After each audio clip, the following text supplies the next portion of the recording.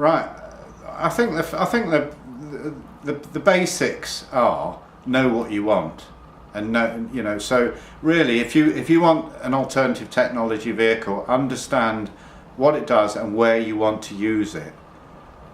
Because you know, it's not like you said. We're not just buying a bus that will do 400 miles in a day. You're buying a very particular piece of technology, and you can buy different types of technology, you know, for a low emission bus. If you're not just looking at electrics, you could buy a hybrid electric, you could buy a full electric, you could buy a gas vehicle. There's various ways that you can approach low emissions. A full electric vehicle is obviously the cleanest in terms of local air quality emissions.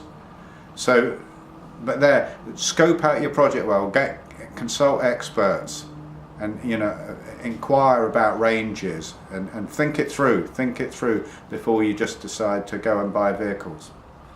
And who will be operating those vehicles as well. You know, we're in Nottingham City Council, we own a fleet of vehicles. It's unlikely most local authorities will be buying vehicles for themselves.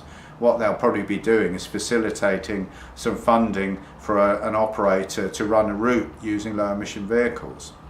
The future of air quality in this country is going to be pushed out to local authorities.